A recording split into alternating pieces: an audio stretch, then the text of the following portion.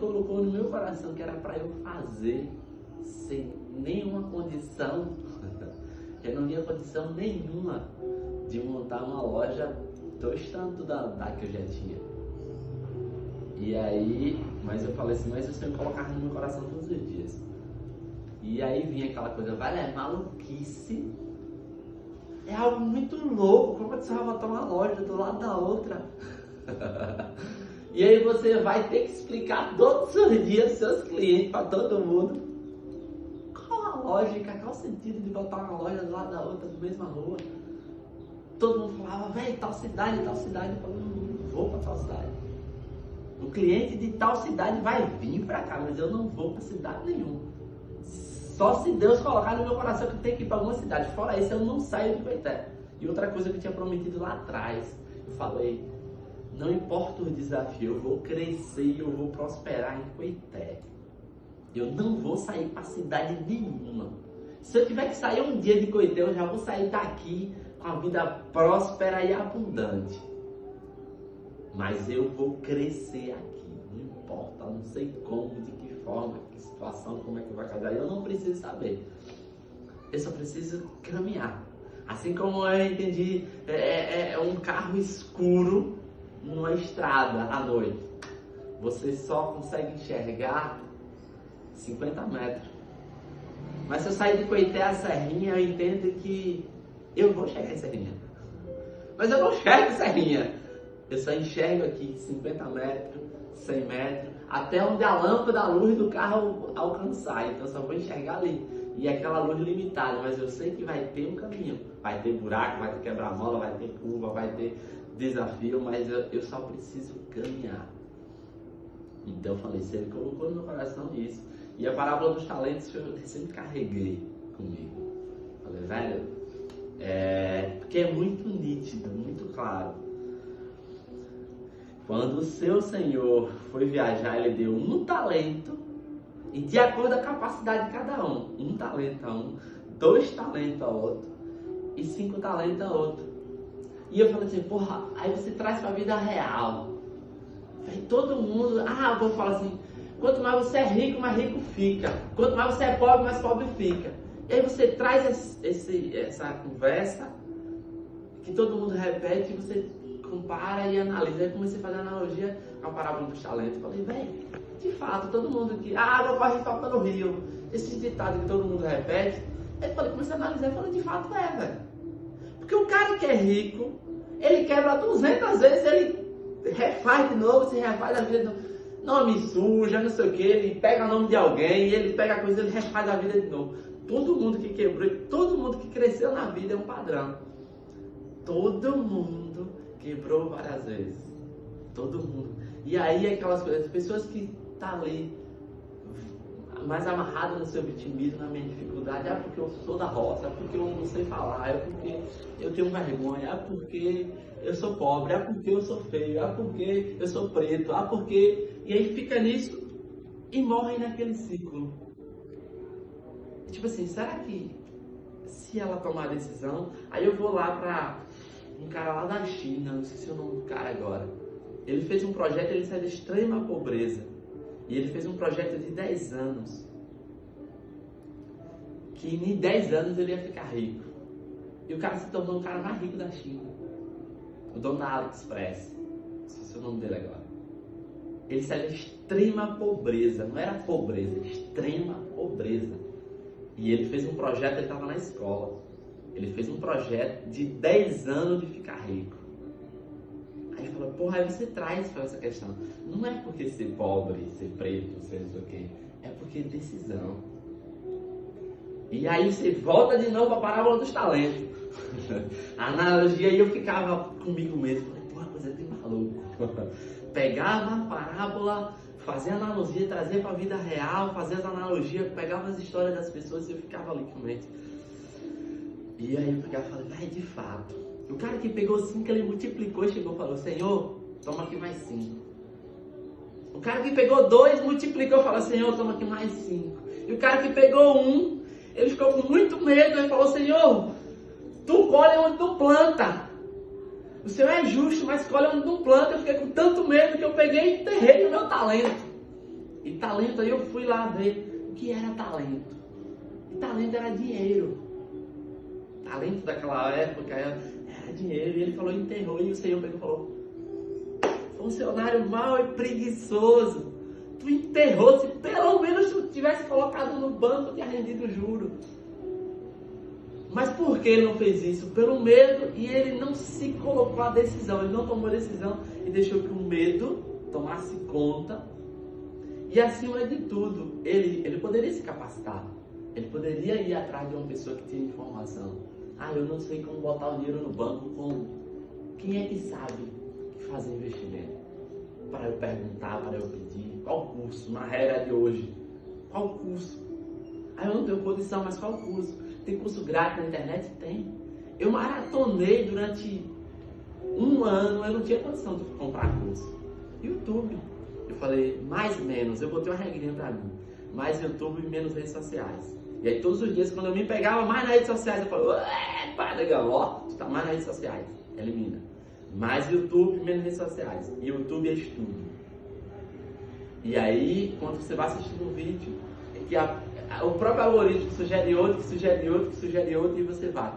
E nisso aí eu comecei a transformar. Eu falei, velho, se eu transformar o meu Instagram em estudo, todas as vezes que eu estiver navegando, eu estou estudando. Aí eu falei, fato. O Facebook não te permite isso. Ele posta tudo lá. E eu falei, saí e fui pro Instagram. E aí eu foquei. E aí eu comecei a transformar ele em estudo, seguir pessoas estrategicamente. E aí eu falei, já não é por amizade, eu preciso ser mais estratégico. E aí comecei. Todos os dias eu dormia 1, 2 horas, 3 horas da manhã. Todos os dias eu acordava 1 hora mais cedo para estudar. E aí comecei todo mundo falar, tá estudando o quê? Eu falei, coisa de maluco.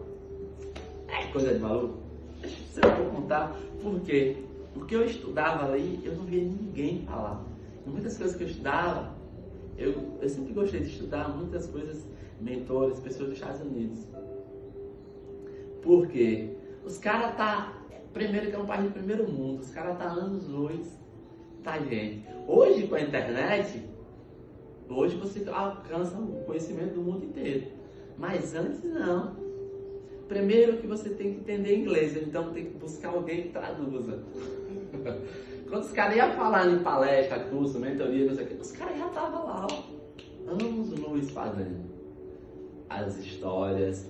Então, tipo assim, eu sempre gostei disso. E aí fazia analogia da mentalidade do cara dos Estados Unidos com a mentalidade do cara do Brasil. Você vê a mentalidade de um jovem americano. Ele quer ganhar seu primeiro milhão aos 30 anos. É a maioria dos jovens. O cara do Brasil, ele quer fazer uma grana, comprar um carro, triplicar de som e ir pra balada comer água. E tá tudo certo. Mas é tipo assim, além de tudo isso, tem uma mentalidade por trás. E aí você vai e percebe que o brasileiro foi treinado para dar errado. O brasileiro foi treinado para dar errado. E o pior é que o cara não consegue enxergar isso. Se um dia você chega com um jovem e fala, ô negão, velho, diminui aí a farra, velho. Economiza um pouquinho aqui, investe um pouquinho. Ele fala, que nada, eu vou curtir. E se eu morrer amanhã? E se tu não morrer, filho de Jesus? Eu vou investir pra quê? Eu vou guardar dinheiro pra quê? E se eu morrer amanhã? E se tu não morrer? Estatisticamente a gente morre 70, 80 anos. Fora do desastre, fora um acidente, fora uma coisa. Todo mundo vai viver pelo menos até 70 anos. Então essa é a estatística. Então você não vai morrer. Você não vai morrer. Então trata de cuidar. Ou você vive uma vida mais ou menos e vai seguindo, ou você começa a criar estratégia. Pelo menos você cresce para dentro a ponto de você estar bem com a grana que você está. Eu sempre falava com todo mundo e sempre falo. Não vou trabalhar comigo, velho. Não é quanto você ganha. É o que você faz com o que você ganha. Eu vi a manhã fazer render, na época dos primeiros dinheiro, Bolsa Família, sei lá como era, 100 reais, 150 reais, amanhã fazia render, 3 meses depois, mas ainda tinha aquele dinheiro. Eu falei, como? R$ 80, R$ 100, naquela época, sei lá quantos anos atrás, e fazia render. Véi, eu trabalhei todo ano, todo período de seca, a gente trabalhava na fazenda. E aí, jovenzinho, todo mundo, a gente ganhava ali em média R$ 80 por dia. R$ 80 por dia o quê? R$ 80 por semana. Um monte de jovenzinho arrancando mandar cara para dar o galo. Um ano depois, chega um amigo meu e fala, eu tenho aquele dinheiro ainda. Eu falei, ué? Um ano depois, velho. Ele falou, velho, eu ajudei na feira da minha avó. O cara ajudava na feira da avó. E um ano depois o cara tinha dinheiro. Eu falei, negão, um mês depois eu não sabia nem para onde o dinheiro tinha ido. Tu tem ainda, velho? Eu tenho lá ainda, velho. Eu falei, velho, como isso é possível? E aí, tipo assim, eu percebi que eram decisões que eu não conseguia ter. E aí, só que eu não sabia economizar. Aí eu descobri e falei, pô, se meu ponto fraco é não saber economizar, então eu preciso fazer dívida. Porque eu falei fazer dívida, né? Como? Então eu falei, eu vou fazer dívida. Porque se eu vou fazer de tudo para honrar os meus compromissos. Então eu faço agora uma dívida estratégica. Eu não sei economizar, eu faço a dívida. E quando o boleto chegar, eu vou pagar. E aí eu falei, e eu fui na contramão. Em vez de economizar, eu fazia dívida. Faz toda uma dívida estratégica. Pra quê? Se eu deixar ali, eu vou gastar. Então eu falo assim, eu vou fazer uma dívida de alavancagem. Sempre uma dívida de crescimento. Então sempre um desafio. Então se você faz o desafio, você vai pagar, irmão. Você vai pagar. Então eu fui sempre nessa contramão. Então, e aí, todos esses estudos eu comecei a entender um padrão. Os caras até falavam, me mostre os economistas ricos. Você não vê economista rico, mas você vê pessoas que saíram da pobreza e ficaram ricos. Pessoas de terceira série, quarta série, quinta série que não sabem malmente escrever ou ler gaguejando e conquistaram patrimônios absurdamente grandes. Então eu falo assim, não é só por conta do estudo. O estudo base é necessário. Eu falo, é burrice você pelo menos fazer até terceiro ano. Pelo menos isso. Mas você entender que não é a faculdade não vai mudar a sua vida, a não ser que aquela faculdade seja para você fazer tal coisa em específico que você ama. Mas se não é para aquilo só para fazer porque todo mundo faz, é um tiro no pé. É o maior burrice que você está fazendo. A faculdade não vai mudar a sua vida, o que vai mudar a sua vida é as decisões. E aí eu segui nessa jornada da contramão. E hoje ainda eu continuo nessa mesma dilema.